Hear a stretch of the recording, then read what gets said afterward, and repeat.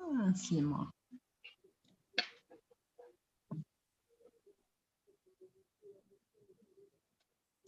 OK.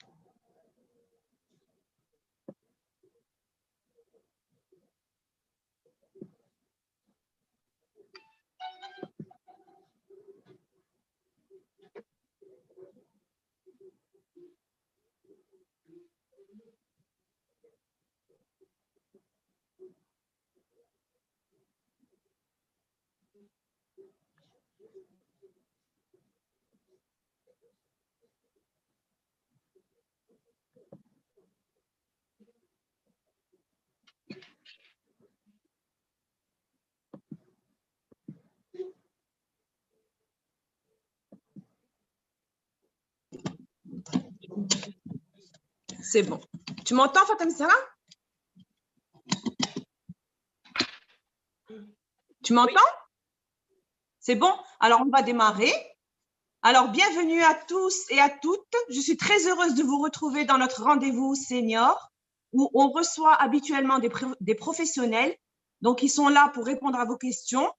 Tout ça pour maintenir et préserver votre santé et surtout votre bien-être. Donc, pour ceux qui viennent pour la première fois, je vais me présenter. Alors, Nejia Bej, je suis coach praticien senior. J'accompagne les personnes de plus de 55 ans. En fait, les seniors, c'est 55 ans, 60 ans, vers la retraite, vers un mieux-être, vers un épanouissement. C'est vrai que cette période est un peu difficile à traverser. Donc, je suis là pour les accompagner. J'ai aussi fondé le premier club senior à Casablanca en octobre 2019.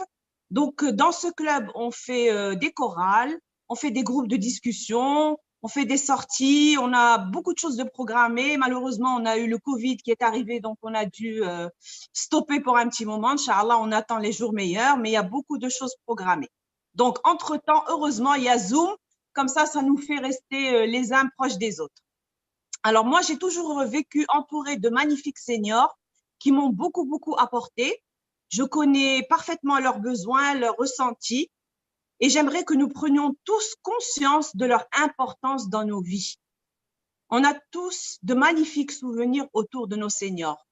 Quand on reste un peu à côté d'eux, on revient toujours avec des sagesses magnifiques, avec des valeurs, avec des trésors, quoi, tout simplement avec des trésors.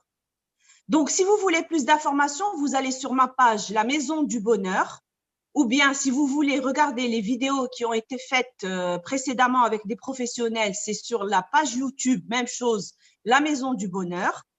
Voilà. Alors, avec nous aussi ce soir, la fidèle Fatem Zahra Bensal, qui m'a toujours accompagnée durant tous ces moments, qui m'a aidée, qui a un arabe qui est parfait, donc elle peut passer le message aux gens plus facilement en arabe parce que moi, c'est plus le français. Et toujours, elle nous prête gracieusement sa plateforme Zoom. Merci beaucoup, Fatem Zahra. Et ce soir, on a une magnifique invitée qui est très chère à mon cœur. C'est Dr Kadiri Fouzia, qui va nous parler du sommeil. Oui, un sujet très, très intéressant pour tout le monde. D'ailleurs, qui ne souffre pas de troubles du sommeil ou aimerait au moins savoir ce qui se passe avec le sommeil. Alors, Dr Kadiri Fouzia, elle est spécialiste en ORL. Elle est aussi en pathologie du sommeil, en psychologie clinique. Elle est présidente fondatrice de la Société marocaine du sommeil et de la vigilance. Elle est conférencière internationale, nationale et aussi formatrice. Et moi, j'ai eu la chance de participer à ces ateliers spirituels qui sont juste magnifiques, magnifiques, magnifiques. Alors, c'est une femme qui m'a beaucoup impactée, qui m'a laissé beaucoup de belles choses dans mon cœur.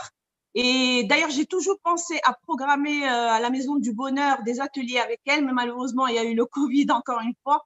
Mais Inch'Allah, ce n'est que partie remise, comme on dit. Donc, docteur Qadir Marhaba bik, bienvenue avec nous ce soir.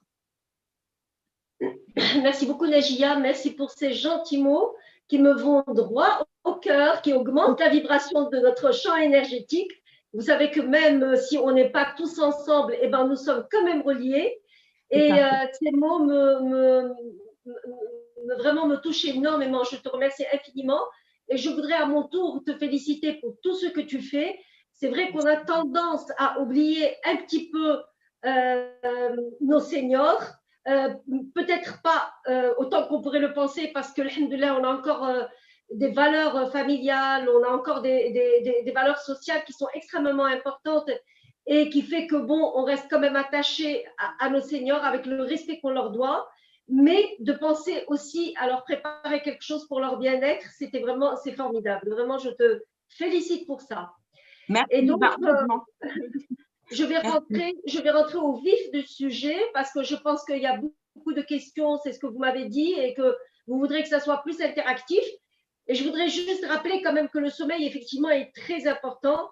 C'est un état physiologique, au fait, qui est actif. Pendant très longtemps, on a pensé que c'était un état qui ressemblait à l'état de mort, mais au fait, absolument pas. Ces 50 dernières années, il y a eu tellement de recherches et tellement de développement concernant aussi bien les explorations que la biologie, que la neurobiologie, etc., qui ont vraiment mis au point tout l'intérêt du sommeil. Et là, actuellement, bon, maintenant, tout le monde le sait à travers les articles, à travers la sensibilisation qu'on n'arrête pas de faire via les médias, la télévision, les radios, etc., mais surtout aussi les lectures, et les gens s'intéressent. Tout le monde a sous la main maintenant les informations via YouTube et via toutes les autres chaînes d'Internet. Mais quand même, je voudrais préciser que par rapport à cet âge-là, que bon, je vais parler d'une façon générale, mais cet âge-là dont vous parlez, qu'à partir de 55 ans ou 60 ans, est un âge particulier, même pour le sommeil. Alors, les besoins en sommeil ne sont pas du tout les mêmes selon l'âge. On sait qu'un bébé, quand il naît, il a besoin entre 18 heures jusqu'à 20 heures de sommeil. Un jeune adolescent, il a besoin à peu près de 10 heures de sommeil. Un adulte de 8 heures de sommeil. Mais quand on arrive à cet âge un peu avancé, eh ben, le sommeil diminue énormément. Et ce n'est que 6h30 à peu près de sommeil que ces seniors vont pouvoir faire. Mais ce n'est pas la seule particularité. L'autre particularité, c'est que même l'architecture de leur sommeil va changer. Alors, ce qu'il faut savoir, c'est que dans une nuit de sommeil, il y a un déroulé qui se fait en 4-5 cycles de sommeil. Et que chaque cycle de sommeil, qui compte à peu près 90 minutes, eh ben, il va se faire en 4 temps. Un premier temps d'endormissement, un deuxième temps de sommeil léger, un troisième stade de sommeil profond et un quatrième stade de sommeil paradoxal. Alors, les plus importants sont le sommeil profond et le sommeil paradoxal. Le sommeil profond, pourquoi? Parce que c'est là où l'organisme récupère tout, mais absolument tout. Il se repose, il récupère, il régénère. Pourquoi? Parce que c'est la période où toutes les sécrétions hormonales se font pour justement essayer de rétablir tout ce qui s'est passé pendant la journée et qui a pu nous traumatiser quelque part. Et là, je parle de tout ce qui est physique, corps physique. Et puis, il y a ce sommeil paradoxal qui est extrêmement important aussi et qui, lui, va venir réparer tout ce qui est psychique, mental et tout ce qui touche à l'esprit. Et ça, c'est quelque chose de fabuleux que Allah subhanahu wa ta'ala a mis en nous parce qu'on l'a appelé nous paradoxal scientifique. Pourquoi? Parce que notre cerveau, à ce moment-là, vraiment, il travaille avec une activité, une fréquence très élevée, peut-être beaucoup plus élevée qu'à l'état d'éveil, alors que tout notre corps est totalement paralysé. Je parle des muscles corporels, des muscles donc de nos articulations, les muscles ostéomusculaires, alors ils sont tous paralysés, en dehors bien sûr des muscles respiratoires qui nous maintiennent en vie et du muscle cardiaque qui lui ne s'arrête jamais. Alors pourquoi? Eh bien parce que ce sommeil paradoxal, c'est la partie où, de cette phase, de ce stade de sommeil, où on va faire des rêves. Et ces rêves-là vont venir justement rétablir toutes les frustrations de toute la journée. Alors, imaginez par exemple quelqu'un qui a assisté à une scène qu'il n'a pas appréciée, mais qu'il ne pouvait pas intervenir. Ou bien, alors encore, quelqu'un qui a reçu une insulte, mais vu que son éducation ne va pas lui permettre de répondre ou de s'accrocher avec quelqu'un qu'il ne connaît même pas, etc., donc il ne va pas répondre. Et tout ça, ça crée des émotions et des frustrations dans l'organisme. Plus que ça, combien de fois on travaille, le supérieur, il te dit des choses et tu sais que bon, vraiment, il te blesse et tu ne peux rien dire, tu ne peux absolument pas répondre. Alors, le sommeil paradoxal va venir rétablir tout ça à travers les rêves. Et donc, on va rêver vraiment que nous sommes en train de nous défendre, que nous sommes en train de parler, que nous sommes en train… On ne se rappelle pas tous ces rêves-là, on ne se les rappelle pas. Mais le cerveau fonctionne et rétablit de l'harmonie entre tout le préfrontal qui est là pour indiquer ce qui convient à cette personne, tout son cerveau limbique qui lui est le cerveau émotionnel et qui lui flambe pour un oui, pour un non, et ce cerveau reptilien qui est là, qui nous surveille et qui vraiment s'arrange pour qu'on continue à respirer, à vivre et à survivre surtout. Donc, cette période de paradoxal est très importante. Alors, pourquoi je vous dis ça? Parce que dans les particularités, justement, d'un certain âge, à partir de peut-être même des fois 50 ans chez la femme, parce qu'il faut dire qu'avec la ménopause, elle perd beaucoup, beaucoup, beaucoup de tous les avantages qu'elle avait auparavant. Et donc, avec la ménopause, son sommeil va se perturber énormément. À partir de 55 ans, chez les hommes aussi, de 60 ans, ça dépend de ce qu'on a fait de notre sommeil quand on était jeune, quand on était adulte, quand on était adolescent.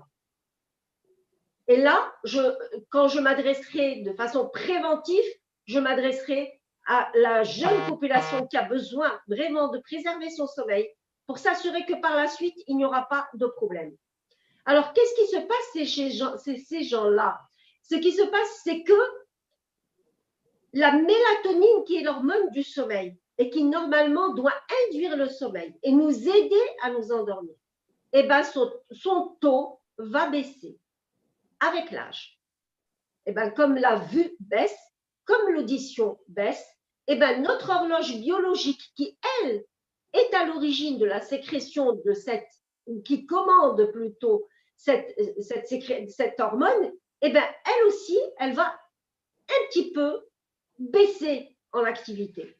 Et donc, ces hormones-là, qui sont de la mélatonine, ben, c'est des hormones qui vont baisser un peu et la personne va avoir un sommeil, mais un sommeil léger. Le sommeil profond ne sera pas ce qu'il devrait être. Le sommeil paradoxal non plus.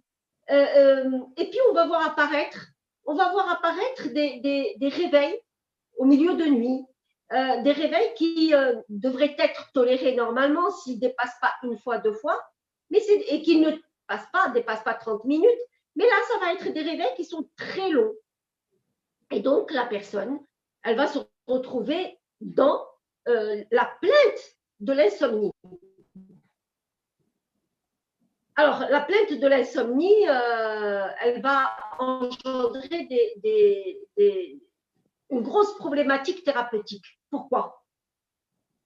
Parce que quand la personne n'est pas avisée et qu'elle ne comprend pas que son sommeil s'est quelque part modifié, eh ben, elle va tout de suite aller se jeter sur le diagnostic de l'insomnie.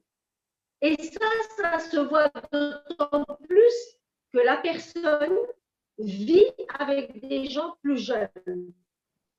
Par exemple, les couples qui ont leur maman à la maison ne comprennent pas que la personne passe une partie de la nuit réveillée.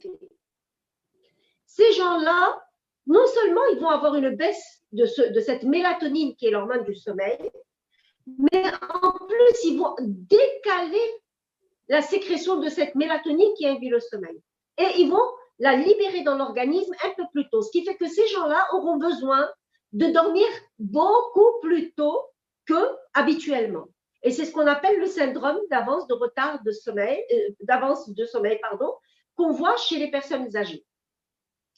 Ce syndrome d'avance va faire que si la personne dort à 7h30 ou à 8h du soir, c'est-à-dire à 20h, eh ben, elle va être amenée à se réveiller à 3h du matin. Vous le comprenez bien. Et 3h du matin, c'est les yeux grands ouverts. Elle a fait déjà 3 cycles de sommeil et elle n'a surtout pas envie de se rendormir. Donc, elle va déambuler, elle va rester dans son lit et pour peu qu'elle s'imagine qu'elle est dans l'insomnie, eh ben, elle va commencer à broyer du noir. Elle va commencer à vraiment porter mal à cœur son sommeil. Et elle va commencer à avoir une relation, mais très négative avec son sommeil. Et en se disant, mon Dieu, encore une fois, je vais me mettre au lit, je vais me réveiller au milieu de la nuit, je vais rester réveillée toute la nuit. Alors, des fois, ça se passe comme ça. Et puis, des fois, spontanément, intuitivement, chez des gens qui sont un peu plus spirituels et qui sont en harmonie, je le dirais, entre leur âme, leur esprit, leur corps physique, eh bien, ils acceptent cette situation. C'est des gens qui sont dans l'acceptation, dans le détachement et qui se disent, bah, écoute, je suis réveillée, autant essayer de faire de belles choses.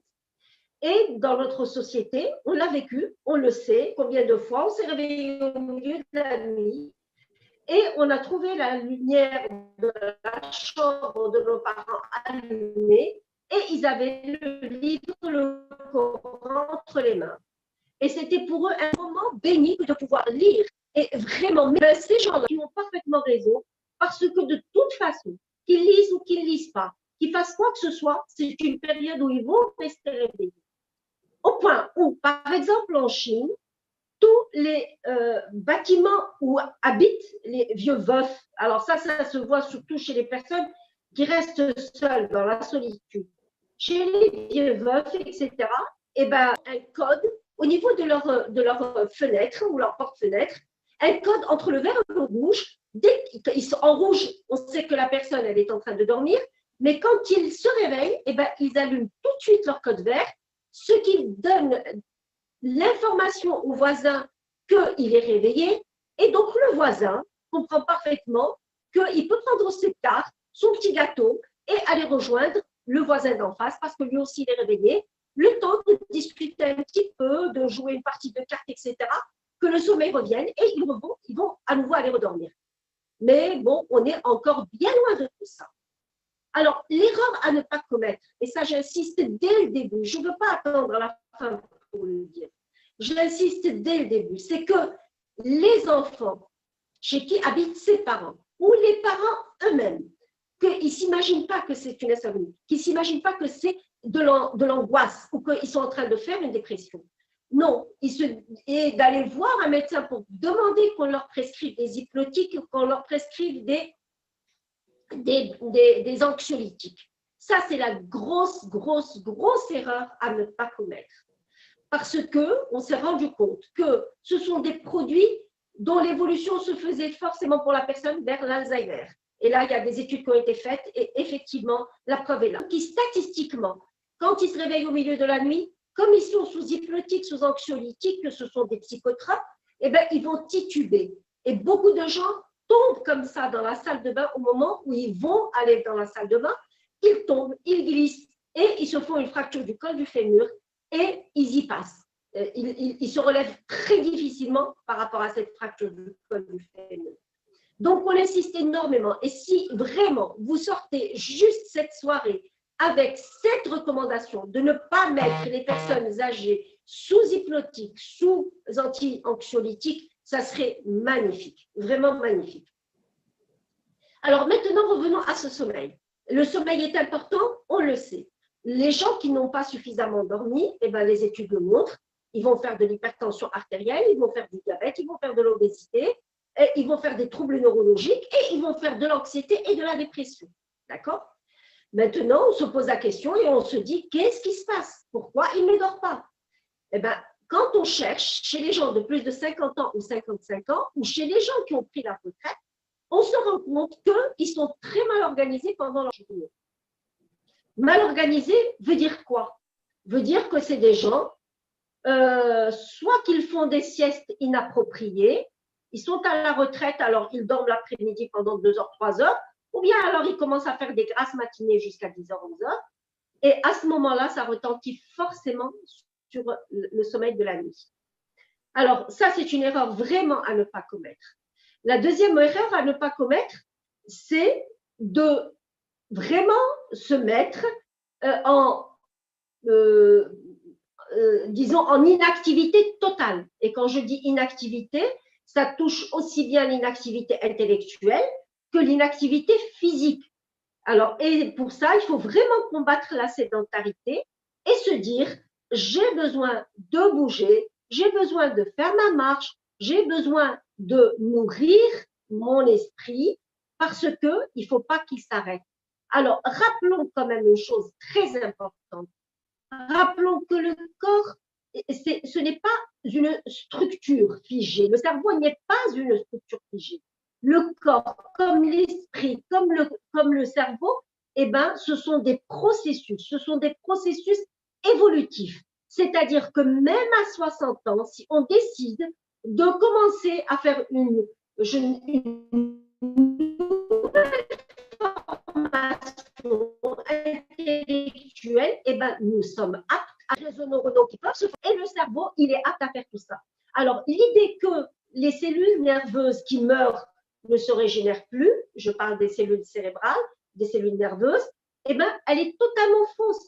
On sait maintenant que toutes nos cellules se régénèrent, et ça jusqu'au dernier jour. Et elles se régénèrent exactement avec la même puissance, mais à condition, bien sûr, de les motiver et d'être là dans l'enthousiasme et dans la joie de vivre. Quelqu'un qui se laisse mourir, on ne pourra rien faire pour lui. Mais quelqu'un qui a envie de bien vivre et de bien vivre dans le bien-être et dans la santé, eh ben, c'est quelqu'un qui pourra faire beaucoup de choses pour lui. Revenons maintenant au sommeil. Alors, qu'est-ce qui se passe pour ces personnes âgées? Ils vont te dire, je dors tôt, je me réveille au milieu de la nuit et je me retrouve donc en train d'angoisser, en train de déprimer, en train de broyer du noir. Et mon esprit, il vagabonde, mon mental m'amène dans des choses et d'autres, et je commence à ruminer, et je commence en cascade à avoir des idées noires. Et bien sûr, du coup, quand je me réveille le matin, je ne suis pas bien, je suis de mauvaise humeur, et ça se retentit bien sûr sur la journée. Je vais somnoler, je ne vais pas être attentive, je vais avoir du mal à me concentrer. J'ai commencé à faire des troubles de la mémoire. Et voilà, je me retrouve donc soit chez le médecin avec des prescriptions de psychotropes, soit alors une personne qui va de jour en jour dans cette pénibilité et qui va bien sûr rendre la vie très difficile aux gens qui l'entourent. Alors, ça, c'est un fait. Et ça, c'est la majorité des cas. Mais il ne faut pas oublier derrière que quand effectivement il existe un problème du sommeil, eh bien, le médecin doit être effectivement consulté. C'est-à-dire savoir, est-ce que cette personne-là, est-ce qu'elle ne dort pas parce qu'elle a un autre trouble? Elle peut avoir des rhumatismes qui provoquent des douleurs. Elle peut avoir un problème d'hyperthyroïdie qui peuvent entraîner justement cette insomnie. Et il peut y avoir beaucoup d'autres manifestations physiques qui peuvent être à l'origine de tout ça. Ça peut être un problème respiratoire, un problème d'asthme, un problème de reflux gastro-œsophagien. Et ça, le médecin, il va explorer tout cela. Il va savoir est-ce qu'il existe une cause justement à cette insomnie ou pas. Et dans ce cas-là, il faut traiter non seulement la cause qui est à l'origine de cette insomnie, mais aussi l'insomnie elle-même. Et par des moyens pas forcément médicamenteux, que je laisse réellement en dernier recours ou que je laisse dans des formes aiguës, mais par des méthodes qu'on verra au fur et à mesure. Donc, les gens, d'une façon générale, ils doivent absolument accepter d'abord la première des choses, qu'ils n'auront plus leur sommeil de leur enfance. C'est terminé. Ils n'auront plus ce sommeil profond, réparateur, récupérateur qu'ils ont connu quand ils étaient jeunes adultes ou adolescents. Non, tout ça, c'est terminé. Tout ça, il faut qu'ils en fassent leur deuil. Ils doivent dormir, c'est un fait. Ils doivent se rattraper pendant la journée, mais ça avec des recommandations particulières, uniquement soit avant le déjeuner, soit après le déjeuner, mais ne pas dépasser 20 minutes d'une sieste ou 40 minutes au maximum, d'accord? Mais surtout pas au milieu d'après-midi ou en fin d'après-midi. Alors, et puis, il y a toutes les recommandations qui vont avec, c'est-à-dire, est-ce qu'ils prennent beaucoup de thé, ils prennent beaucoup de café, c'est ce qu'on appelle l'hygiène du sommeil, est-ce qu'ils dorment à des heures régulières, ou est-ce que c'est vraiment à leur désir ou à leur plaisir? Et il faut aussi, et ça on le voit de plus en plus, même à la consultation, des personnes qui, d'un certain âge, sont complètement accros à leur téléphone, à leur tablette, et ils peuvent passer toute la nuit réveillés comme ça, accrochés comme ça, addicts à tout ce qui se passe sur un problème. Parce que ce qu'il faut savoir par rapport à cette mélatonine, c'est qu'à chaque fois qu'on a de la lumière dans les yeux, eh bien, notre cerveau ne donne pas l'ordre de libérer cette hormone du sommeil. Et donc, tant qu'il y a de la lumière dans les yeux, et de la lumière bleue particulièrement, je suis sûre que tout le monde en a entendu parler, à travers le portable, à travers la télévision, à travers les tablettes, eh bien, on reste réveillé. Et ça peut être effectivement sujet d'insomnie. Les autres cas, ça peut être également un lit qui n'est pas adapté, une température de la chambre qui n'est pas adaptée, un oreiller qui n'est pas lui non plus adapté. Et comme je vous ai dit, il faut absolument rechercher une cause physique, une maladie, surtout chez ces personnes-là qui peuvent être à l'origine de cette insomnie. Maintenant, quand on voit à travers tous nos patients et quand on voit à travers tous les dossiers que nous avons vus, que nous avons étudiés, on se rend compte que la majorité des gens, eh ben, leur souci, c'est toutes ces idées noires qui viennent le soir les embêter. Et là, c'est tout un travail, effectivement, que le médecin doit reprendre avec son patient. Et c'est pour ça que nous, on a créé une formation en ligne, en groupe, pour aider les gens au moins à comprendre quelles sont les erreurs à ne pas commettre. Et comprendre surtout que l'activité de la journée va avoir un impact majeur sur le sommeil du soir et que vice-versa, le sommeil du soir va avoir un impact sur la journée. Une personne qui a passé une bonne journée, eh ben, c'est une personne qui va bien dormir. Et cette personne-là, pour passer sa bonne journée, comme je vous l'ai dit au début, eh ben, il faut qu'elle ait une activité physique, il faut qu'elle ait une activité intellectuelle, mais il faut aussi qu'elle ait une activité manuelle. Et c'est important. Il faut aussi qu'elle puisse se faire plaisir. Et là, quand je dis se faire plaisir, ce n'est pas forcément plaisir à son ego en s'achetant des choses farfelues ou autres. Non, mais se faire plaisir à son moi, à son essence. C'est-à-dire faire des choses qui sont dans la simplicité, qui sont dans l'intuition pour pouvoir vraiment satisfaire ce moi et le remettre en équilibre avec notre esprit et notre corps. Et donc, on dit à ces gens-là, écoutez, faites-vous plaisir. C'est à vous de voir, c'est à vous de sentir. Faites une liste et mettez toutes les petites choses qui vraiment vont être compatibles avec vos possibilités, bien sûr, et que vous pouvez faire pour pouvoir donc avoir une nuit de sommeil agréable. Et puis, on s'est rendu compte d'autre chose. On s'est rendu compte que les gens qui dormaient sur des impressions négatives, eh ben, ils passaient généralement une mauvaise nuit. Et quand ils se réveillaient au milieu de la nuit, eh ben, ils se réveillaient sur ces impressions négatives. Alors, et c'est pour ça que, depuis longtemps déjà, et ça c'est connu, il faut s'endormir sur toujours une impression positive. Alhamdoulilah, nous déjà, on a l'adkar. Et donc, on sait que l'adkar nous rapproche à Allah subhanahu wa ta'ala. On sait que ayat al-kursi, la dernière partie de Surat al-Baqarah,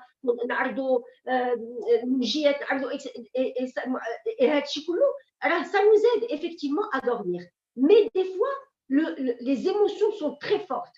Des fois, vraiment, notre cerveau limbique, il prend toute la place et il ne nous laisse absolument pas nous concentrer sur ça. Alors, qu'est-ce qu'on demande aux gens? On leur dit pendant la journée, apprenez à vous relaxer. Déjà pendant la journée. Et on leur apprend à faire des exercices de respiration, des exercices de détente, de relaxation. Ce sont des exercices qu'ils peuvent faire assis, qu'ils peuvent faire debout et qui va leur permettre donc de nettoyer et de vider déjà les émotions négatives. Et même quand ils n'arrivent pas à les vider, du moins, ils arrivent à mettre un nom dessus, à voir ce que c'est et à les figer. Parce qu'une émotion, qui est une énergie, à partir du moment où tu la passes à ton cerveau préfrontal et où la nomme, eh ben, elle est figée et on peut être sûr qu'à partir de ce moment-là, eh ben, cette émotion, elle ne va plus avoir l'impact qu'elle était censée avoir. Alors ça, c'est des exercices qu'on peut faire 2 fois, 3 fois pendant la journée. Et avant de s'endormir, il faut avoir un rituel. Un rituel, c'est-à-dire pendant une demi-heure ou 3/4 d'heure, faire de la méditation, faire du yoga, lire le Coran, pourquoi pas, écouter de la musique douce, etc. Et ajouter ce rituel que nous avons, que chacun, qu'on a ou qu'on n'a pas, ou que vous pouvez parfaitement introduire comme rituel, et parmi les rituels, et qui est absolument excellent, pour justement atteindre cette sérénité, atteindre cette zénitude et pouvoir s'endormir sur vraiment une très très bonne impression. Et autre chose, on s'est rendu compte que avec tout ça, on avait besoin de créer ou de sécréter des hormones. Et ces hormones-là, on sait maintenant l'hormone du bonheur, la sérotonine, l'ocytocine, la dopamine. On sait comment on sécrète ces hormones-là, par des comportements, par des attitudes, par des actions. Eh bien, une personne qui est dans la gratitude, et quand je dis dans la gratitude, ce n'est pas alhamdoulilah, bon, j'ai aujourd'hui alhamdoulilah, non, c'est une gratitude inconditionnelle, c'est-à-dire que on remercie Allah subhanahu wa ta'ala pour ce que nous avons. On le remercie pour ce qu'il nous a donné. On remercie pour ce qu'il nous prépare pour après. Et on le remercie de tout ce qu'il fait pour nous. Vraiment dans l'inconditionnel. Alors là, il y a une sécrétion tout de suite de sérotonine qui se fait par le cerveau. Et ça, les neurosciences l'ont bien prouvé. Non seulement cet état de gratitude, mais également l'état de don. Quand une personne a donné des choses. Alors, quand je dis don, ce n'est pas forcément une grande somme d'argent ou non, mais quand elle a donné de son temps, quand elle a donné un sourire, quand elle a donné de l'argent, oui, quand c'est possible, quand elle a donné un coup de main à quelqu'un, quand elle a donné un conseil, eh bien, tout ça fait qu'il y a des libérations d'hormones de bonheur dans l'organisme qui fait que eh ben, la personne est apaisée. Et quand elle vient dormir le soir, eh ben, il y a tellement d'hormones en elle qui sont apaisantes que finalement, elle dort dans une sérénité et une plénitude qui, même quand elle se réveille au milieu de la nuit, eh ben, elle ne ressent pas avec le sentiment négatif de mon Dieu, encore ça va mal, je vais passer une mauvaise journée, je vais rester réveillée, je vais réveiller tout le monde, qu'est-ce que je fais? Je ne peux pas rester bloquée dans mon lit. Et puis hop, et l'anxiété et la dépression et tout le reste qui vient derrière. Donc, ce sont des exercices qui sont simples, mais c'est des exercices qui sont extrêmement importants. Et se les rappeler, juste avant de dormir, se rappeler qu'effectivement, que nous sommes des êtres magnifiques, que nous sommes des êtres précieux, que nous sommes des êtres qui pouvons faire quelque chose pour l'humanité. Et même dans notre c'est-à-dire dans l'accès, dans le moment où on va avoir accès à ce sommeil, eh ben, il est très intéressant aussi de commencer à visualiser des choses, par exemple, dans le futur.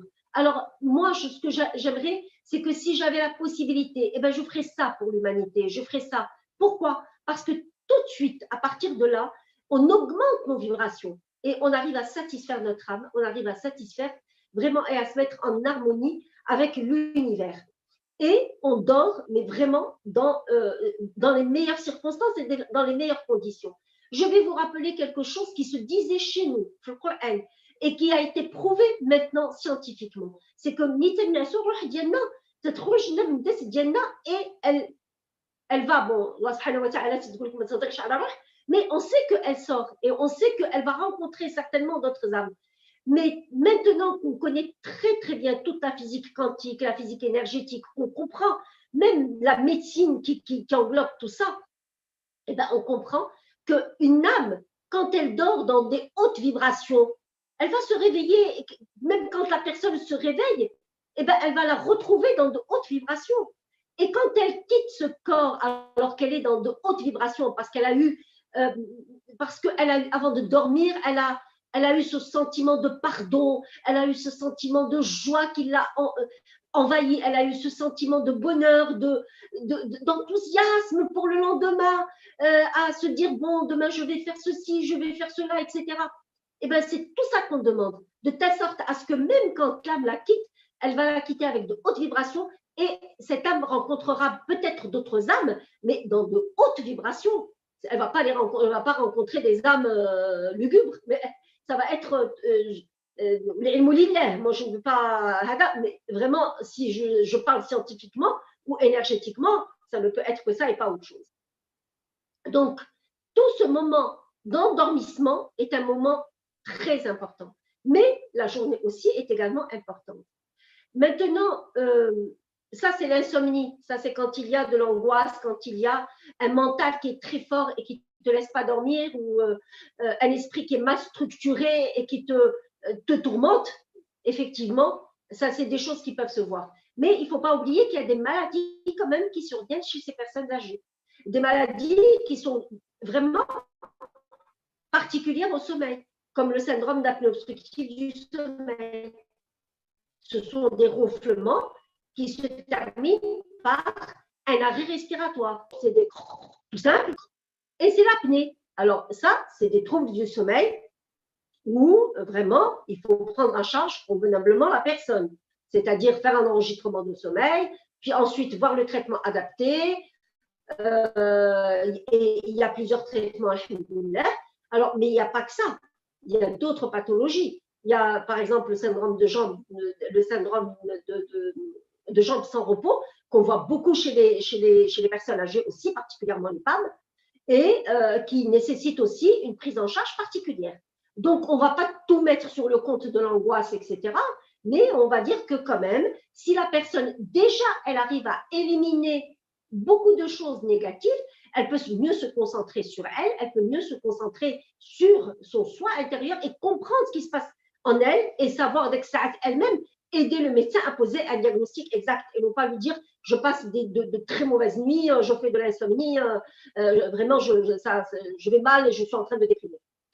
À côté de ça, il ne faut pas oublier qu'il y a des gens qui, en dormant 5-6 heures, eh ben, ça leur suffit largement.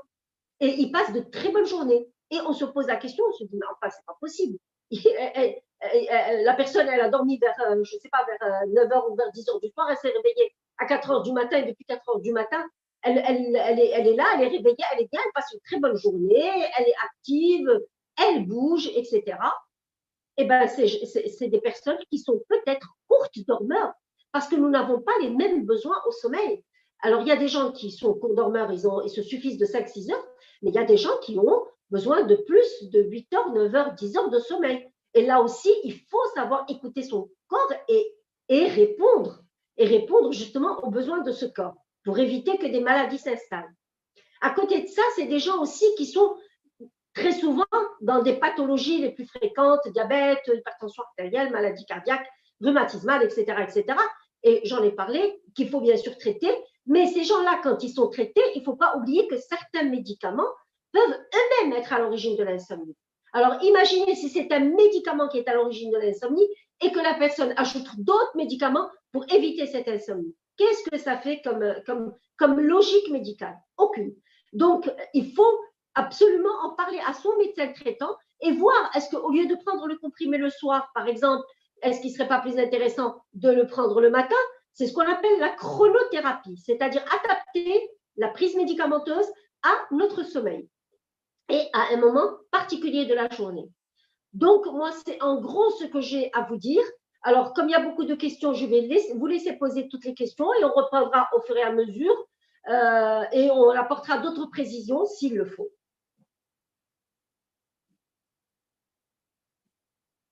Et je suis prête là à vos questions. Est-ce qu'il y a des questions par rapport à ça? Est-ce que vous voulez qu'on continue dans la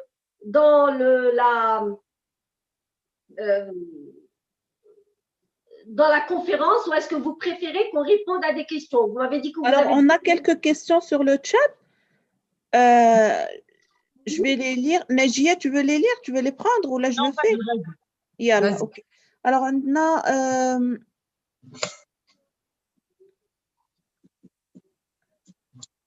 Alors, on a une question sur l'insomnie et l'alimentation. Alors, effectivement… Voilà, donc je pense que la personne, elle veut demander, est-ce qu'il faut suivre un certain régime alimentaire pour lutter contre l'insomnie? Oui, alors c'est une très très bonne question. Je n'ai pas parlé beaucoup de l'alimentation parce que je voulais justement répondre aux questions et bon, je ne voulais pas qu'on se répète.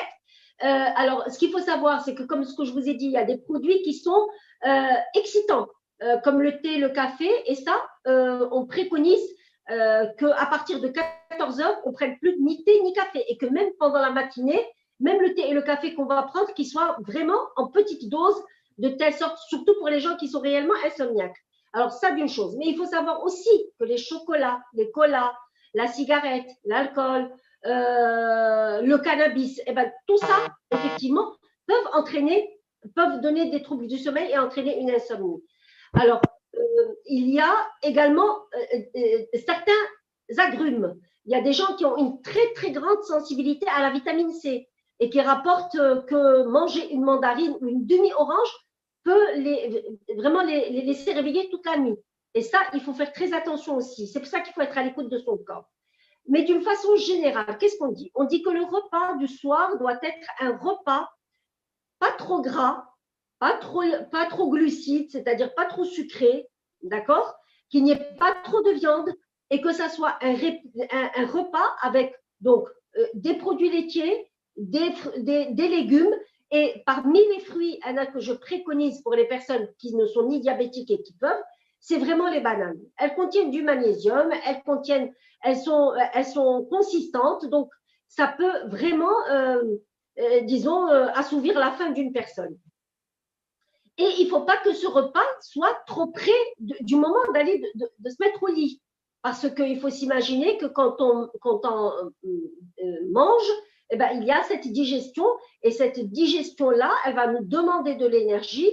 Et donc, le corps qui a besoin, et ça, je ne l'ai pas précisé, maintenant, je vous le dis, qui a besoin de refroidir un petit peu. Il faut que la température corporelle baisse un peu pour que la personne et que le sommeil soit induit. Donc, il ne faut pas faire de choses pour chauffer le corps. Et c'est pour ça qu'on dit il ne faut pas chauffer la chambre, il ne faut pas qu'il y ait un repas trop copieux à côté au moment de dîner. Il ne faut pas prendre une douche trop chaude au moment d'aller se mettre au lit. Donc, c'est parmi les choses qu'il faut éviter pour que l'organisme reste au frais et reste rafraîchi pour induire le sommeil. Ou là, trop de couverture, quand on dort, on met trop de couverture, donc du coup, on n'arrive pas à dormir. Exact. Oui. Et concernant les dattes, est-ce qu'on peut les manger fil avant de dormir? Alors, d'une façon générale, alors je sais que là, son habitude, c'était le matin. Le matin plutôt avec un verre d'eau. Mais je sais que c'est un produit qui est très, très riche, qui est riche en magnésium aussi et qui peut aider. C'est-à-dire manger une ou deux dattes avant de dormir, je ne pense pas que ça pose de problème. Non. D'accord. Alors, une autre question. Dernièrement, ça m'arrive souvent de dormir tôt. Des fois, pourtant, je me retrouve fatiguée le matin, si possible, d'avoir une raison. Alors, Donc, كتنعس بكري mais elle se trouve fatiguée كتلقى راسها عيانة الصباح ملي كتفيق. d'accord. Alors, justement, il y a des gens qui rapportent ça en te disant, Anna, je dors mes 8 heures, je dors mes 9 heures, je dors mes 10 heures. Mais le problème, c'est que quand je me réveille le matin, je me réveille avec mal à la tête, je me réveille comme si mon sommeil n'a pas été suffisamment réparateur. Et pendant la journée, je somnole.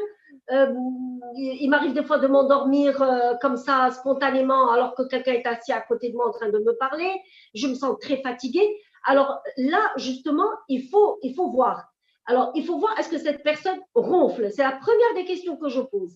Si cette personne est ronfleuse et qu'elle ronfle, eh ben, il faut tout de suite penser à est-ce qu'elle fait des apnées? Et là, généralement, c'est le conjoint qui va nous dire. C'est pas la personne, parce que la personne, elle ne se rend pas compte qu'elle fait des apnées. Elle ronfle, elle te dit oui, mais elle ne se rend même pas compte qu'elle ronfle. Elle te dit les autres me disent que je ronfle fort.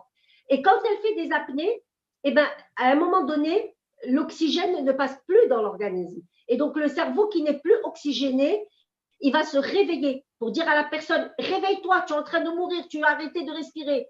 La personne, elle se réveille. Et avec le sursaut d'elle, je m'endors, je me réveille, je m'endors, je me réveille, je m'endors, je me réveille, ne laisse pas l'organisme se reposer, ne laisse pas le cerveau se reposer. Dans des cas pareils, qu'est-ce qu'on fait? On demande un enregistrement de sommeil. Ce sont des électrodes, des sangles qu'on pose au niveau du corps. Alors, on arrive à dormir avec, il n'y a aucun souci. Et on arrive à voir l'enregistrement le lendemain. Qu'est-ce qui s'est passé pendant la nuit? Qu'est-ce qui s'est passé au niveau du sommeil? Qu'est-ce qui s'est passé au niveau de la respiration? Qu'est-ce qui s'est passé au niveau des battements cardiaques? Qu'est-ce qui s'est passé au niveau de l'organisme et du corps? Et on arrive à déterminer exactement tout ce qui se passe pendant cette période de sommeil. L'architecture du sommeil, la respiration, comment elle était, est-ce que les ronflements étaient apnéiques ou pas, est-ce que le corps a bougé ou pas, etc. Et on pose un diagnostic et on traite, bien sûr. Il y a le traitement par rapport à ça. Alors, mais ce n'est pas la seule maladie. Il y a aussi des maladies qui sont propres au sommeil et qui sont, elles aussi, c'est-à-dire que la personne, elle dort, mais quand il se réveille le matin, eh ben, il se sent fatigué. Et ce sont les maladies qu'on appelle des mouvements périodiques de jambes. Alors, ces mouvements périodiques de jambes, la personne, elle est dans son lit et puis elle bouge de temps en temps, elle bouge ses jambes vraiment de façon brutale. Et le fait de bouger réveille son cerveau. Alors, ce n'est pas un réveil conscient. C'est ça le problème. Parce que s'il était conscient, le patient serait venu nous voir directement en nous disant « Je me réveille plusieurs fois la nuit ». Or, ce sont des réveils qui sont inconscients et par conséquent, il ne s'en rend pas compte. Mais le lendemain, il est réellement fatigué. Alors, il y a aussi le syndrome de jambes sans repos qui accompagne les mouvements périodiques de jambes. Et puis, il y a d'autres pathologies. Il y a le bruxisme. Il y a des gens qui passent la nuit à frotter leurs dents.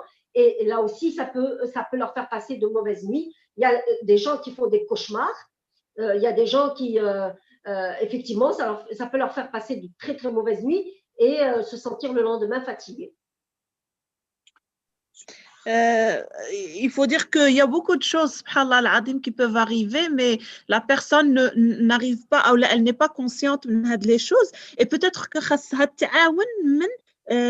la personne qui dort à côté d'elle, qui peut lui dire qu'est-ce qui se passe la nuit, comme ça هي تقدر تمشي عند الطبيب. دونك بالنسبه للناس اللي هما يعني عندهم هاد المشاكل ديال النوم، الا هما ما يقدروش يعرفوا يقدروا يسولوا الناس اللي كينعسوا معاهم في لا شامبر، ياخذوا من عندهم معلومات باش يعرفوا، باش يقدروا حتى هما يتاورينتاو ويمشيو لعند الطبيب. Une question concernant le danger des apnées. Est-ce que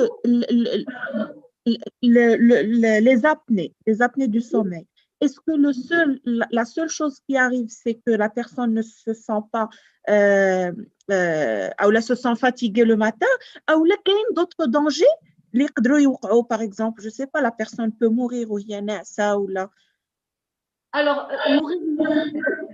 mourir ou ça, non, non, c'est pas décrit parce que l'organisme, il est exceptionnel. Allah subhanahu wa ta'ala, il l'a fait d'une manière vraiment extraordinaire.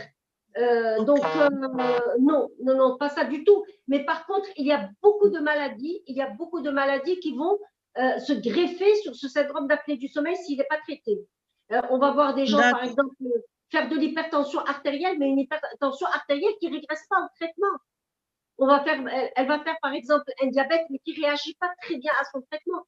Elle peut faire un AVC, parce que c'est des personnes qui sont en arrêt respiratoire. Ils peuvent faire de l'AVC, mais pas mourir.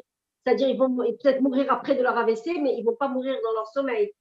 Il y a surtout la somnolence de la journée. Et cette somnolence, elle peut être très grave quand la personne ne s'en rend pas compte et quand la personne, par exemple, fait des tâches importantes ou là, quand la personne conduit encore. Il y a des gens qui sont à l'âge de 65 ans, 66 ans, 60 ans, qui sont encore actifs et qui aiment voyager, qui aiment bouger, etc.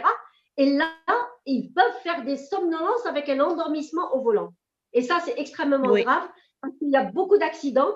Je peux vous dire que 30% des accidents, on avait fait une étude au Maroc, 30% des accidents sont dus à cette somnolence au volant et sont en rapport avec les troubles respiratoires du sommeil. Et les femmes, généralement, elles font des accidents, mais domestiques. C'est-à-dire,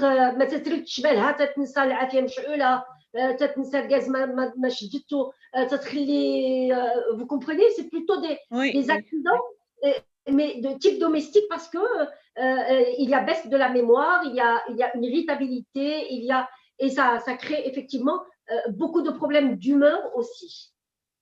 D'accord. Alors, on a une autre question. Est-ce qu'il y a certains aliments qui peuvent être alors, alors, pour avoir un bon sommeil, le sport, à faire le matin ou le soir? Alors, le sport, il faut le faire le matin, il faut le faire en milieu d'après-midi, mais surtout pas le soir. Alors, le soir, si vous voulez faire de la marche, il n'y a pas de problème, dans de bonnes conditions. C'est-à-dire, ça me pose absolument. Mais une marche, ce n'est pas une marche cardiaque, mais une marche plutôt modérée, d'accord? Mais par contre, pendant la journée, oui, il faut faire du sport. C'est très important de faire du sport pendant la journée pour éviter la sédentarité et pour justement appeler cette propension au sommeil. Quand je dis propension au sommeil, c'est-à-dire ça te donne envie de dormir. Alors, et surtout pas, mais ça, bon, je sais que les 50 ans, 55 ans ne le font pas, ne pas faire de sport dynamique et important le soir. Surtout pas.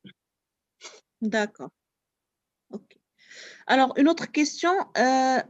Est-ce qu'il y a un problème d'insomnie hivernale?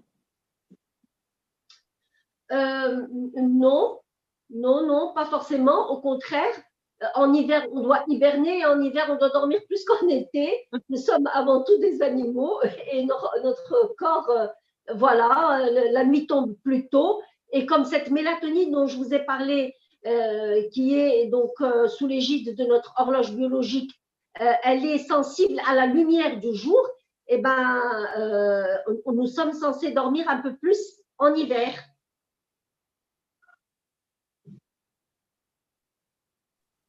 D'accord, ok. Alors, une autre question concernant la marche, Goulna. Alors, on peut faire la marche le soir. Alors, s'il vous plaît, je passe ma journée en anxiété, stress et overthinking, mais la nuit arrivée, je dors sans problème et je ne me réveille que le matin. Est-ce que je dois m'inquiéter? Merci d'avance. Pourquoi elle va s'inquiéter? C'est-à-dire qu'elle passe la journée stressée, mais le soir, elle dort. Je comprends. Elle passe la journée stressée, mais elle arrive à dormir le soir. Et c'est tant mieux. Oui. Mais ça dépend de son âge. C'est-à-dire que c'est-à-dire quand on a 40 ans, 45 ans, on arrive encore à se défendre, mais à partir d'un certain âge, on a un peu plus de difficulté à y arriver. Et justement, dans le système préventif, si j'ai quelque chose à dire, faire attention à quoi? C'est faire attention à comment on passe ses journées, et ça, dès le plus jeune âge. C'est-à-dire ne pas laisser le stress créer en nous des autoroutes qui vont être tracées jusqu'à la fin de notre vie et qui vont bien sûr avoir un retentissement dès qu'il y aura le moindre traumatisme ou le moindre événement qui va tout de suite nous faire tomber dans un stress aigu. Donc, je pense que ce qui est important, c'est que quand on est jeune et qu'on a cette possibilité de rebondir Parce que oui, dans notre organisme, il y a cette homéostasie qui, elle fait en sorte que bon, le corps, il arrive toujours à surmonter, mais il faut vraiment faire très attention parce que à un moment donné, eh ben, le corps ne réagit plus. Là, comme je vous ai dit, les autoroutes du stress se sont tracées et le corps n'arrive plus du tout à ce moment-là à se relever. Donc, vaut mieux, même si elle dort bien, tant mieux, mais ça dépend de son âge. Si cette femme est encore jeune, si elle a encore des années devant elle, ou là cet homme, eh ben, vaut mieux qu'il travaille son stress pendant la journée. C'est important. D'accord. Alors, on a beaucoup de questions concernant la valériane en gélule et j'ai vu aussi une autre question. Est-ce que, alors s'il vous plaît, pour la valériane, je prends la valériane en gélule, est-ce que c'est grave? Non, non. Alors, tous les produits naturels, tous les oligo-éléments, toute la médecine moléculaire, elle prône ces produits qui sont naturels. Bien sûr, il faut respecter les dosages parce que même dans les plantes, les naturopathes, ils sont très stricts là-dessus. Il ne faut surtout pas dépasser les doses qui doivent être prescrites, mais ça ne pose aucun problème. C'est-à-dire tout ce qui est tisane, je ne sais pas, qu'il n'y ait pas de psychotropes. Parce que le problème des psychotropes, c'est qu'il y a une accoutumance. Donc, même quand tu veux arrêter, tu n'arrives pas à arrêter. Et il y a en plus de ça, l'organisme, il arrive à un moment donné à t'en demander plus. Et le comprimé que tu prenais, eh ben, il ne te suffit plus. Et tu passes à 2 comprimés et à 3 comprimés. J'ai vu dernièrement un patient qui était à 9 comprimés d'hypnotique. Allahu Akbar. C'est pas possible. Oui. Donc, et pour les tisanes, شنو اللي ننصحوا به الناس؟ les tisanes, tout est les tisanes المعروفين ديالنا هالويزا هالبابونج هادشي كله c'est bon, mais moi je vais vous dire une chose, les récepteurs de chacun lui sont spécifiques. Alors, la sensibilité des uns et des autres ne va pas se faire de la même manière. La personne, elle va utiliser la tisane jusqu'au jour où elle va tomber sur celle qui lui convient. Oui. D'accord? Alors, des fois, ça peut être une tisane, mais des fois, ça va être l'aromathérapie. Sentir des odeurs suffisent à me mettre dans un bon sommeil. Combien de fois on te dit l'huile essentielle de lavande et 3 ou 4 gouttes dans l'oreiller suffisent des fois à apaiser le sommeil et à te mettre dans un bon sommeil. D'accord? Alors, il y a des gens qui aiment sentir les parfums. Il y a des gens qui aiment, je ne sais pas, et particulièrement au milieu de la nuit, quand ils se réveillent, et bien là, il faut faire très attention aussi pour ne pas avoir ces idées-là. Et tant que nous ne sommes pas organisés encore comme les Chinois, eh ben, il faut, par ses propres moyens, essayer de se calmer cette période-là. Et ce que je conseille généralement, c'est d'apprendre, même à un âge très avancé, même à l'âge de 70 ans, 75 ans, 80 ans, eh ben, on est capable d'apprendre des choses.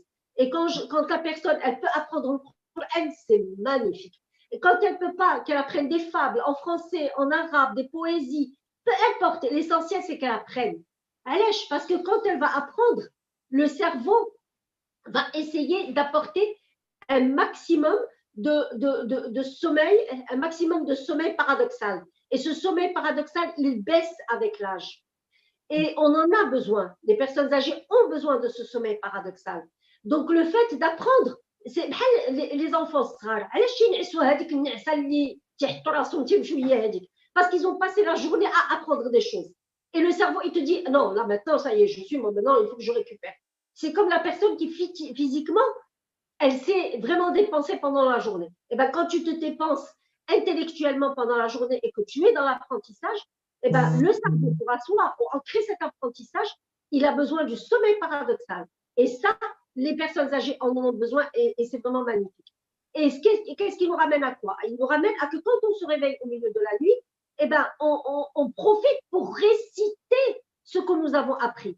Et avec cette satisfaction qu'on a pu réciter. Et même si on n'arrive pas à réciter, par exemple, la totalité, qu'on arrive à retrouver que 2 ou 3 mots, peu importe, on va aller chercher ce qu'on avait appris avant et le réciter. Et cette satisfaction-là va nous donner de l'enthousiasme, va nous donner de la joie. Et c'est ça ce qu'on cherche. C'est vraiment arriver à sécréter par nous-mêmes toutes ces hormones de bonheur, de paix, de calme, de sérénité. Tout à fait. Moi, je reviens d'ailleurs sur ce point-là parce que moi, j'ai une dame, après 3 séances au club en faisant de la chorale et en chantant, elle était toute contente parce qu'elle m'a dit, j'ai été chez le médecin et j'ai arrêté mes médicaments pour dormir. Et alhamdoulilah, là, je dors très, très bien. Juste en chantant. C'est exceptionnel. Ça m'a fait hyper plaisir, mais alhamdoulilah. Je confirme Najia, parce que, alors, chanter, voilà, c'est vraiment activer beaucoup de choses en nous. C'est donc activer les muscles de la face, c'est activer les muscles de la langue, et tu sais que rien qu'entre la face et la langue, c'est les organes qui ont le plus de muscles par rapport à tout l'organisme. Alors, on les active. Alors ensuite, quand il y a de la musique, quand tu sors un son, quand tu es dans un milieu, dans un chant qui est agréable, eh ben, ça ne peut t'apporter que du bonheur. Et c'est ça quand je dis se faire plaisir, et c'est ça quand je dis sécréter, trouver le moyen de sécréter. Alors, il ne faut pas oublier autre chose, c'est que très souvent, les personnes retraitées, elles se retirent et elles n'ont plus d'activité professionnelle ni d'activité sociale. Mais l'activité professionnelle ne pose pas de problème. Ce qu'il faut, c'est qu'elles ne lâchent pas les activités intellectuelles, physiques et sociales. Elles sont extrêmement importantes. Elles doivent toujours continuer à garder des relations, un téléphone, etc. Une après-midi comme ça. Tout ça, c'est excellent. Je confirme. D'ailleurs, c'est pour ça qu'il est important, Najia, باش هاد الناس هادو يمشيو يتسجلوا في الكلوب. Justement. Et d'ailleurs, on a beaucoup avec le Covid maintenant, les gens qui ne se voient pas entre eux et tout ça, c'est vraiment, ça devient difficile. Alors, on a une autre question. Quel est l'impact de l'obscurité sur la qualité du sommeil? J'ai un sommeil très léger ces derniers temps. Je dors beaucoup avec des rêves, mais une fois réveillée, je me sens fatiguée. Alors, ça regroupe, ça rejoint un petit peu la question qu'on a eue tout à l'heure. C'est-à-dire, je dors beaucoup, mais quand je me réveille, je suis fatiguée. Est-ce que c'est ça un peu? À cette question, nous avons déjà répondu. Oui, la première partie, quel est l'impact de l'obscurité sur la qualité du sommeil? Alors, l'impact de l'obscurité, eh ben, en dormant, il faut vraiment qu'il y ait de l'obscurité. Comme je vous ai dit, à partir du moment où il y a de la lumière, eh ben, le cerveau reçoit un message à travers les yeux, un faux message, qui est celui que le jour est toujours là. Or, le jour, c'est le jour et la nuit, c'est la nuit. Donc, pour dormir et pour avoir un bon sommeil, il faut vraiment qu'on soit dans l'obscurité. Tant qu'il y a de la lumière, eh ben, il y a cette mélatonine qui peut être, sauf pour les personnes qui ont des grands troubles anxieux et qui ont besoin de garder une petite lumière qui les apaise ou qui les mette en sécurité.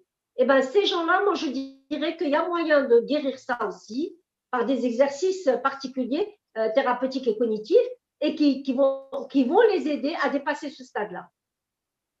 D'accord. Alors, je pense que Hadi, quand la dernière question, les maintenant. Mais Fatem Sarah, est-ce que tu as repris les questions qu'on avait reçues par mail? Non, attends. Une seconde.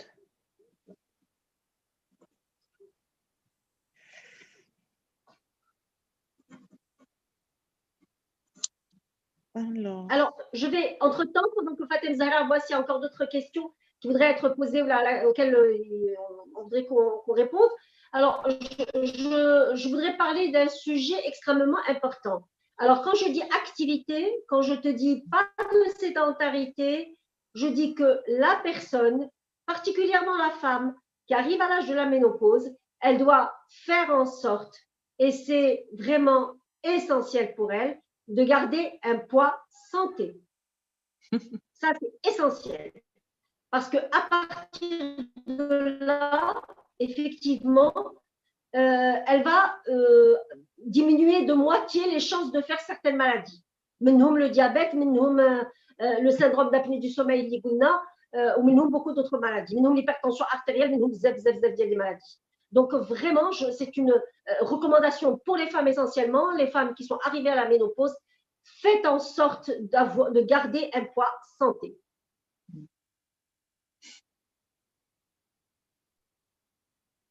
Alors, Andy, une autre question, s'il vous plaît. Est-ce qu'on rêve chaque fois qu'on dort?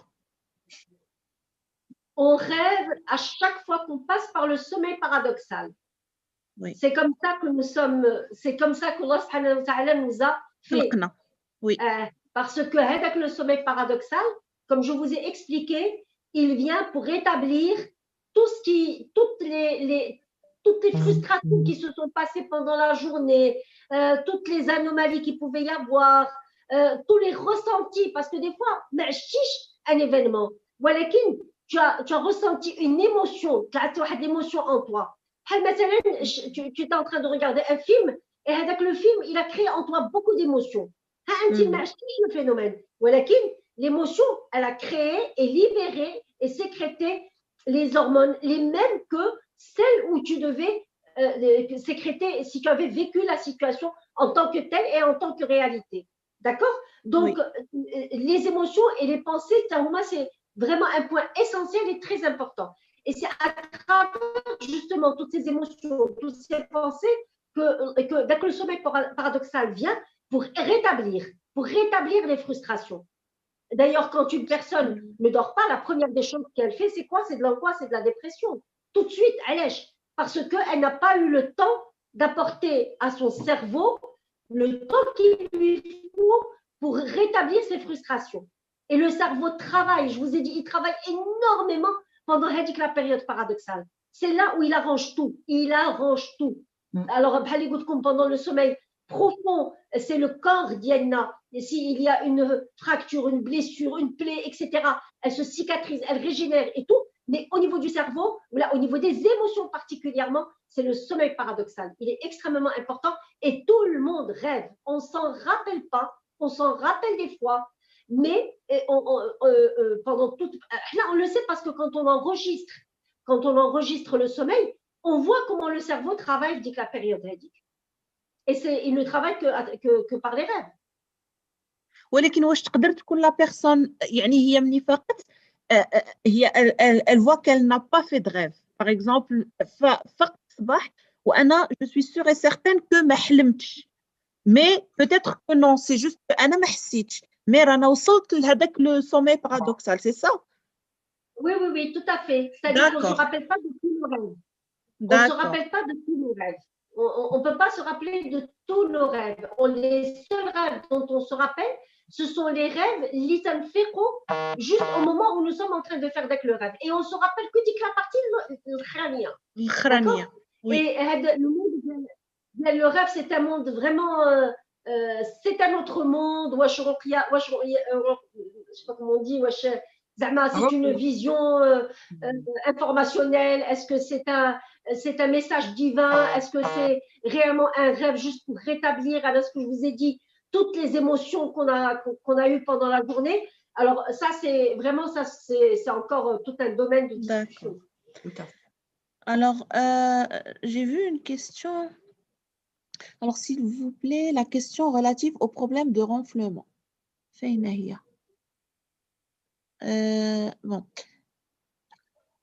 Alors, comme on a dit, le ronflement, ce n'est pas quelque chose qui est grave. Attention, moi, je ne vous ai pas dit que tous ceux qui ronflent doivent aller ausculter le médecin.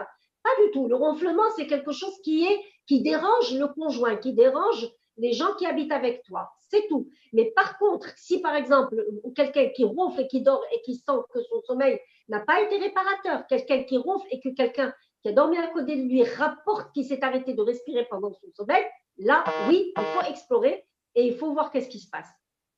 احنا نقولوا دكتور احنا نقولوا اللي ما مجوش ياخذ راحته يحلم يدير الغفله. Absolument pas. Il y a des gens qui mettent leur téléphone, il y a des gens qui ronflent, ils mettent leur téléphone pour s'enregistrer en train de dormir. C'est tu sais, tu as ronflé. Alors, je me suis enregistrée pendant, je sais pas moi, une demi-heure, une heure, et puis je me suis rendue. D'ailleurs, même au niveau des téléphones, il y a des logiciels qui te permettent combien tu as dormi, combien il est paradoxal de dos. Ils n'analysent pas en détail, mais ils analysent à peu près. Mais en tout cas, si ça dérange pas la personne, هي ما كيتخنقش ولا ما كيوقعلوش شي حاجة وهو ناعس، زعما سي عادي هذاك الغونفلومون. Si ça dérange pas ماشي مشكل. Moi, ce que je vous ai dit, le gonflement, ce n'est pas une pathologie, n'est pas considéré comme maladie chez l'adulte. Mais à condition qu'il n'y ait pas d'apnée. Chez l'enfant, par contre, chez l'enfant, gardez ça en tête. Un enfant qui ronfle est un enfant malade. C'est un enfant qui peut tout de suite, vraiment diagnostiquer et traiter. La majorité des temps, c'est des végétations adénoïdes, c'est des hypertrophies amygdaliennes. C'est ce qu'on passe le temps à opérer, mais des fois, ça peut être autre chose, une malformation crânio-faciale ou les chihaja. En tous les cas, il faut vraiment qu'il soit vu par un ORL pour s'assurer du traitement qu'il va recevoir. Parce qu'un enfant qui ronfle est une pathologie, c'est une maladie. Chez l'adulte, non. Très, très bien. Alors, il y a une question concernant la sieste. Est-ce que c'est bénéfique ou vaut mieux l'éviter? Alors, la sieste, alors ça dépend quoi? Une personne, par exemple, qui travaille sur une intensité très importante, une intensité intellectuelle ou physique, vraiment intense. Et une personne qui se réveille tôt, parce que là aussi, il faut savoir qu'il y a des gens qu'on appelle matinaux et d'autres vespéraux. Matinaux, ça veut dire des gens qui dorment tôt pour se réveiller tôt. Ils font leurs 8 heures ou leurs 7 heures de sommeil, mais ils vont dormir à 10 heures du soir pour se réveiller à 6 heures du matin pour le matin. Et puis, il y a d'autres qui vont se réveiller, dormir, on appelle les matinaux, et d'autres qui vont dormir tard, vers minuit, 1 heure, pour se réveiller donc à 7 h, 8 heures du matin, ou à 9 heures, des fois, pour faire leurs 8 heures de sommeil. C'est ce qu'on appelle les vespéraux. D'accord? Alors, dans le cas du matinal qui se réveille tôt le matin, il peut faire une sieste. Mais comme ce que je vous ai expliqué, c'est des siestes qui doivent être faites soit avant le déjeuner, soit juste après le déjeuner, c'est-à-dire entre 13 h et 14 h. Parce que c'est une période d'hyposomnolence où la personne, son organisme est apte à faire à ce moment-là une sieste et que ça rentre dans la période du sommeil. C'est comme si c'était l'île et c'est comptabilisé par l'île. ما تتخربطش النعاس ديالها ديال الليل dans la mesure où elle va dormir à une période qui correspond à cette période de somnolence. Alors, une personne, par exemple, qui est vespérale, qui dort tard et qui, elle, se réveille tard, elle n'a pas besoin de faire de sieste. Mais une personne qui dort tard et qui est obligée par son travail de se réveiller tôt, elle a dormi à minuit, elle a été obligée de se réveiller à 6 h 30 du matin. Ben, elle est en dette de sommeil. Il faut qu'elle rattrape ce sommeil-là. Et ben, elle peut le rattraper pendant la journée avec une sieste. Mais comme je vous ai dit, ce sont des siestes de 20 minutes. Et ces siestes-là sont très, très, très bénéfiques et très importantes. Mais il faut toujours calculer entre ce que vous dormez le soir et ce que vous avez pendant la journée. Je vous donnerai juste un exemple. Par exemple, au Japon, dans les entreprises Camlin, elles ont compris que leurs employés, pour qu'ils soient plus productifs l'après-midi, comme ils commencent tôt le matin, il fallait instaurer cette sieste. Et comme ils n'avaient pas prévu, ils ont prévu le restaurant, le truc, etc., mais ils n'ont pas prévu. Alors, qu'est-ce qu'ils ont? Chaque entreprise a loué les cinémas, les théâtres qui étaient à côté pour permettre à leurs employés d'aller faire une sieste de 20 minutes et de revenir à leur travail l'après-midi. Ils se sont rendus compte qu'ils étaient beaucoup plus productifs. Et Hadji, c'est pour tout le monde, c'est pour tous les âges. Parce que par exemple, les seniors, الأكثرية ديالهم من بعد الغداء أو من بعد صلاة ديال العصر, ils font une sieste وتيجبدوها شويش. Donc, est-ce que ça, c'est pour tout le monde ou là, بالنسبة لهم هما يعني ils peuvent le faire? Ça, ce que je viens de vous expliquer, c'est pour tout le monde.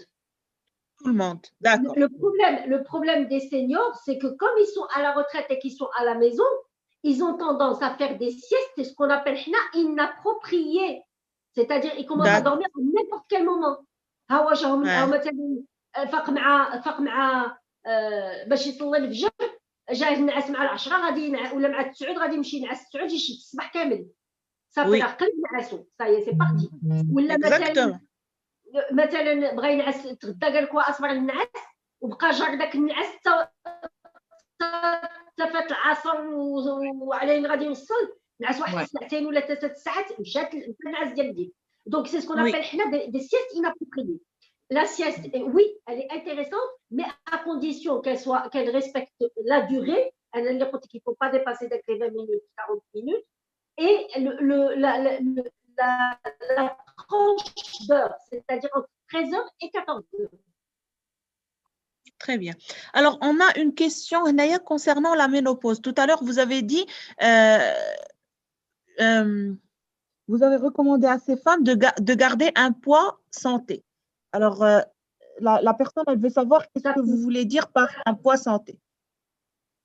Alors, un poids santé, c'est-à-dire qu'elle se rappelle le poids qu'elle avait quand elle avait 30 ans, quand elle avait 40 ans, d'accord? Et elle va essayer de maintenir un peu ce poids.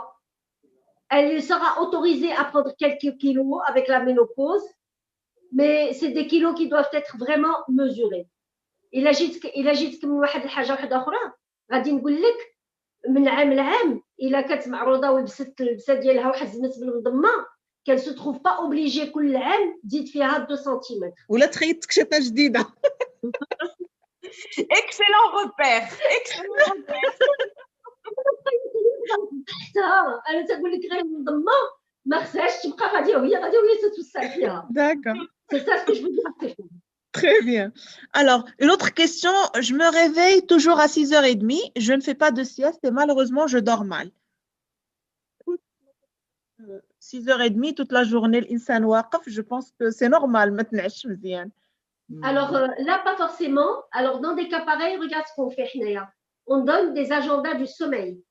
Les agendas du sommeil, dans les ateliers que nous faisons, on les donne pour voir effectivement quelle est la durée, comment la personne à quelle heure elle s'est endormie, quelles sont les anomalies qui s'est passées, et on corrige à travers l'agenda de sommeil que va remplir la personne tous les jours, on corrige ce qu'il y a à corriger. Et on arrive donc à pouvoir redresser la situation sans forcément passer par des médicaments. D'accord? Mais une personne qui me dit que comme ça, elle se réveille à 6h30 du matin, il faut que je pose au moins 10 questions. À quelle heure elle dort, comment elle passe sa journée. Parce que si elle passe bien sa journée, eh ben, y a pas, c'est qu'elle est courte dormeuse. Si elle dort à 9h du soir et qu'elle se réveille à 6h30, c'est largement suffisant. Si maintenant elle dort jusqu'à 1h pour se réveiller à 6h30, est-ce que ça retentit sur sa concentration? Vous comprenez? Alors, c'est tout un protocole pour savoir est-ce que réellement il s'agit d'une insomnie ou là il s'agit d'un court dormeur ou là de quoi il s'agirait réellement. D'accord. Alors, une autre question, comment le sommeil peut être réparateur? Alors, comment le sommeil est réparateur? Alors, moi, écoute, je prends l'exemple. Je dis, imaginez un camion, نهار كامل هو هز السلعة جايبها لهنا عبيها لهنا جايبها لهنا عبيها لهنا جايبها لهنا عبيها لهنا. Alors, en fin de journée, tu vas le rentrer dans un garage et tu vas dire au garagiste الله يخليك اسيدي هذا لو كاميون هذا بغيتو غدا في الصباح لي بنو ديالو يكونوا تيشعلوا باسكو عاوتاني اون اورا د لا روت دوما افير بغيتك دير لي له المازوت بغيتك tu vérifies les freins ou tu vérifies le moteur et tu vérifies les dixit كامل l'eau le radiateur etc. وبغيتك مني تسالي vraiment تنقيه de l'intérieur et de l'extérieur. C'est exactement ça ce que nous fait Allah subhanahu wa ta'ala à travers la physiologie du sommeil. C'est exactement. Parce qu'au moment où on va dormir, et là je ne suis pas rentrée dans la fonction du sommeil parce que je ne pensais pas que ça intéressait les gens, parce qu'au moment où on va dormir, d'abord l'activité cardiaque, elle va baisser. Notre tension artérielle va baisser. Les hormones, le cerveau va sécréter la fréquence cérébrale, la période d'IEL, le sommeil profond. C'est là où il est réparateur, c'est ce que je vous ai dit. la fréquence cérébrale va baisser, mais elle va baisser au plus bas. Le cerveau va avoir d'em, mais vraiment, il se repose, et toutes les hormones vont être sécrétées. Les hormones ديال l'axe hypothalamo-hypophysaire اللي هو il est تمشي واما تيشعل لك لو ستريس واما تيضاد لو ستريس un des deux. Les hormones pour équilibrer la glycémie, l'insuline, la leptine qui équilibre notre alimentation, elle est sécrétée au milieu de la nuit. C'est-à-dire que quelqu'un qui ne dort pas bien, c'est quelqu'un qui va tout le temps avoir faim. Tout le temps avoir faim. Donc, elle dit que la leptine, elle vient, elle équilibre. Elle te donne la sensation de satiété, elle te dit ça, imagine même ça. Et plus que ça, des hormones de croissance se font pendant la nuit. Et les hormones de croissance, c'est elles qui génèrent tout. C'est elles qui réparent tout. Et c'est elles qui font grandir l'enfant. Un enfant qui dort vaut mieux qu'un enfant qui dîne. Parce qu'en dormant, il a sécrété ses hormones de croissance. Donc, vraiment, il a tout ce qu'il faut. Alors, à côté de ça, le cerveau, il se met en quoi? Il se met en phase parasympathique. Je suis de phase parasympathique. On a deux. Bon, c'est un peu, mais je vais quand même expliquer. Notre cerveau, il marche sur deux processus. Ouaima, il est en activation, ouaima, il est en freinage. Un des deux. Ouaima, tu ne peux pas appuyer en même temps ta voiture sur l'accélérateur et le frein. C'est impossible. Ou bien tu appuies sur l'accélérateur, ou bien tu appuies sur le frein. Et bien, dès que le sommeil est induit, l'organisme tout de suite va appuyer sur le système parasympathique, c'est-à-dire de freinage. Pour mettre tous les organes au repos et permettre à toutes nos hormones de venir réparer ce qu'il y a à réparer. Il y a on va reprendre l'histoire du camion. Moi, je camion le mécanicien, il faut qu'il soit vraiment en arrêt. C'est exactement ce qui se passe pendant le sommeil. On se met en arrêt, tout le corps est en arrêt, mais en arrêt total, qu'on se comprenne bien. Temporaire. Il baisse son activité pour permettre à toutes les hormones de venir régénérer et cadeau ce qu'il y a à faire. Magnifique. Une autre question, il m'arrive de ressentir de la fatigue dans la journée et je lutte contre le sommeil parce que je n'arrive pas à faire une sieste de 20 minutes. Si j'ai le malheur de faire une sieste, c'est partir pour 1h30 minimum. Que faut-il faire? Ne pas faire la sieste et lutter pour tenir jusqu'au soir. Alors moi, comme je vous ai dit, ça va être à nouveau l'agenda du sommeil qui va nous dire. Imaginez par exemple quelqu'un qui dort à, je ne sais pas, il dort à 11h du soir et il se réveille à 4h du matin et depuis 4h du matin, il est réveillé. Et il est actif, c'est-à-dire il se réveille à 4h du matin. Je prends l'exemple des femmes parce que très souvent, ces insomnies de milieu de nuit, c'est des femmes. Alors, elles se réveillent. Bon, je connais des femmes qui préparent leur déjeuner. Mais elle a terminé tout ce qu'elle avait à faire. Ça existe. Alors, cette femme-là, si effectivement, elle n'a pas fait tous ses cycles de sommeil pendant la nuit et qu'elle en fasse un de 1 heure, parce que notre cycle de sommeil dure 1 heure, si elle en fait un de 1 heure pendant l'après-midi, mais entre 1 heure et 2 heures d'après-midi, il n'y a aucun souci. Le problème, c'est que quand elle dort, c'est 8 heures le soir, et qu'elle dort en plus 1h30 ou la 2 heures ou la chahaja, là, on va tomber, et on n'en a pas parlé, dans des troubles d'hypersomnie, c'est-à-dire les gens qui dépassent les 10 heures, 11 heures de sommeil par jour, parce que ça aussi, ça existe, et ce n'est pas très connu. C'est ce qu'on appelle les hypersomnies. Mais chez insomnie, mais hypersomnie. Et là aussi, c'est une pathologie du sommeil qu'il faut voir, qu'il faut examiner. Mais ce n'est pas le cas de cette dame, parce que cette dame, si elle arrive à lutter contre le sommeil, c'est qu'elle n'est pas en hypersomnie. Au contraire, elle fait sa sieste, elle calcule, elle a son agenda du sommeil et elle fait la sieste qui lui convient pour récupérer s'il y a quelque chose à récupérer. Sinon, si elle n'a pas besoin de récupérer, elle peut lutter contre contre le sommeil et faire des activités autres pour garder un sommeil de nuit équilibré. D'accord. Alors, Najia, pour les questions اللي وصلونا par email, on a une question qui concerne l'apnée, درنا عليها déjà. Une autre, j'ai 46 ans, j'ai un sommeil très perturbé, je me réveille plusieurs fois dans la nuit. Résultat, je suis toujours fatiguée et je me sens que je n'ai pas bien dormi. Mais une fois, je me réveille très tôt et je vais à mon travail, je suis responsable qualité. Alors, Hna, elle dit qu'elle est responsable. Donc, le plus souvent, la cause de mon réveil est une douleur à ma jambe droite. Je souffre d'un sciatique depuis 2018. J'ai passé plusieurs consultations. J'avais fait la rééducation. Alors, l'été, je me sens un peu bien, mais dès que l'hiver arrive, j'ai ce problème. Sensation de brûlure au niveau de ma jambe, ce qui me réveille de mon profond sommeil. Donc, Hna, elle a un problème. اللي هو كيخليها تفيق. Comme je vous ai dit, les insomnies, elles peuvent être soit dues au sommeil lui-même, soit elles sont dues à un problème, comme on a dit, d'anxiété, je vais dire émotionnelle, pour ne pas dire psychologique, soit un problème organique. C'est-à-dire, quand il y a une maladie, eh ben, cette maladie-là, il faut absolument la traiter, d'accord? Il faut vraiment faire ce qu'il y a à faire par rapport à la maladie. Mais parallèlement, il faut aussi traiter l'insomnie qui accompagne cette maladie.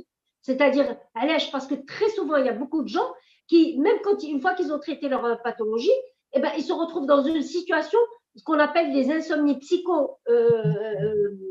psychophysiologiques. Ce sont des insomnies où la personne s'est mise juste avec un conflit avec son sommeil. Jusqu'à se dire, ah, ce soir, je ne vais pas pouvoir dormir. Ah, ce soir, c'est impossible. Je vais encore passer une mauvaise nuit. Demain, je vais passer une mauvaise journée. Et le fait de dire ça, le fait d'avoir des pensées négatives par rapport à son sommeil, va faire que va s'installer une insomnie qu'on appelle psychophysiologique et qui, elle, doit être traitée en tant que telle. Donc, je ne sais pas cette dame à quel stade elle est comment elle est avec son sommeil. Il faut savoir également, est-ce que ces douleurs qui se réveillent, ce sont les seules causes de son insomnie, et ben, sans quoi il faut les traiter, parce qu'à chaque fois, moi je dis, un stress, il peut être émotionnel, mais un stress peut être aussi physique. Une douleur, eh ben, c'est une douleur du genou, une douleur de l'épaule ou de l'estomac est une douleur qui est l'équivalent d'un stress. Donc, il faut traiter, il faut savoir ce qui se passe avant d'incomber au sommeil la pathologie elle-même. Très bien. Alors, je pense que on a répondu à toutes les questions. Les كاينين عندنا هنايا. Donc, voilà, Najia. Merci beaucoup, docteur Kadiri. C'était vraiment magnifique. On a appris beaucoup de choses, comme toujours. Donc, Inch'Allah, j'espère qu'on pourra programmer de belles choses à la Maison du Bonheur après le Covid. J'y tiens. Si ça peut se faire, ça serait super. Parce que avec plaisir, Lella. Et vraiment, c'était partagé. Et il y avait beaucoup encore de choses à dire, mais je sais qu'en une soirée, en une séance, c'est extrêmement difficile. On aura peut-être l'occasion de faire ça. Comme je vous ai dit, je fais des formations en groupe pour justement aider les gens à mieux gérer leur sommeil, à mieux maîtriser ces moments de sommeil. Alors, Fira, bien sûr, 5 étapes, la gestion du stress, apprendre à respirer pour vraiment rentrer dans le calme et tout. Et ça peut être utile à aussi beaucoup de gens qui veulent revoir un peu ce qui se passe au niveau de stress, parce que il y a une partie théorique et une partie pratique où il y a des exercices. Voilà. Excellent, c'est noté. Merci beaucoup. Alors, Najia, on nous demande est-ce que c'est enregistré? Donc, vous allez le trouver sur les pages de la Maison du Bonheur, sur la page YouTube et sur la page Facebook. Voilà. Et sur la page de Fatima Zahra Ben Sal aussi. Voilà. Donc, voilà. Donc, bonne soirée à tout le monde et merci pour votre présence. Et on se dit à très bientôt, Inch'Allah, pour un nouveau rendez-vous. Merci beaucoup. Ma'a salama. Allez, au revoir. Merci. Au revoir. Bye bye.